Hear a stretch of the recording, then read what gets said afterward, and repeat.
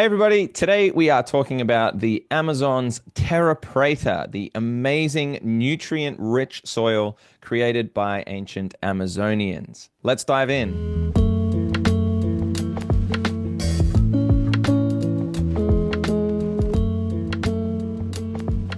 So today I thought we would run through a quick video which talks about one of my absolute favorite topics to kind of dive into, which is Terra Preta. It's an ancient soil developed 2,500 years ago by ancient Amazonians, and it's in and found in the Amazonian rainforests. Now, Terra Preta means black earth in Portuguese. And if I throw a picture up right now, you can see how amazingly fertile it is. It's nothing like the soils we find here today. It is nutrient rich, super dark, and full of amazing nutrients to feed the plants. So, what's in Terra Preta? What makes up this amazing soil? For the most part, it's four ingredients. The first is biochar. And for centuries, people have been using biochar as an ingredient in the soil to really, really enrich the soil. Now, instead of slashing and burning everything in the rainforest till it turned to ash, what they've done is they have slow burned the organic matter in low oxygen conditions, which creates biochar. Now, that improves the soil aeration.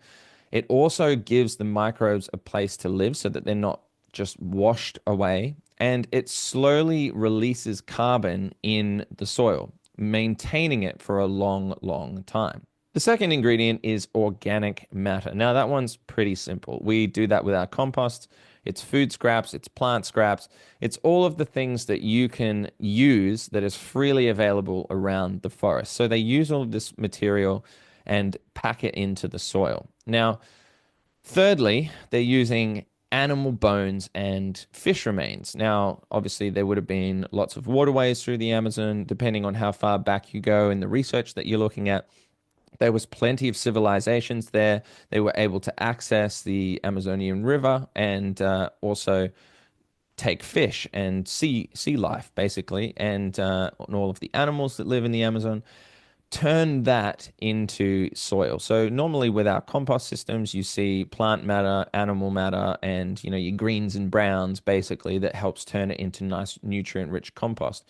But with the addition of the biochar and the specific plants that are all healthy to the Amazon and locally grown, we're seeing a much, much higher nutrient density in that soil.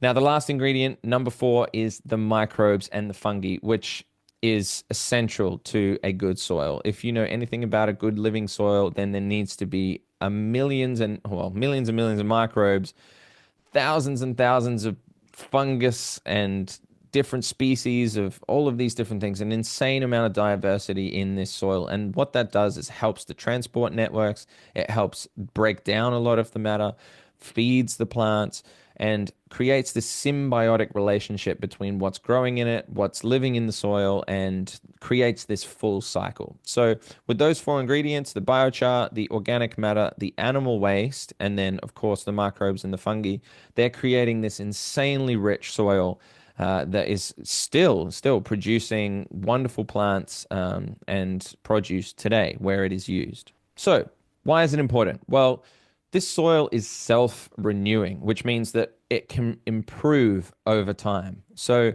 if you've seen any of my previous videos on living soil, we can actually improve the structure of the soil over time. And what this is doing is self-renewing itself. So it's causing itself to get better and better and better over time, which is an insane technology. But really, it's tapping into the technology of nature, the intelligence of nature, and using it to make this really, really nutrient-rich soil.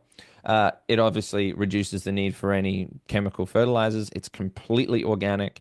There is absolutely no reason to add any inputs whatsoever into the mix because it's already 100% organic. It fights climate change, so it locks carbon into the soil instead of releasing it. So that's the benefit of the biochar. It's sequestering carbon. It brings the carbon into the soil, so it's not being released into the atmosphere and then causing all of the climate damage that we see today. So something that is, really, really important, especially when we're seeing all of the devastation that modern agriculture is doing to our soils.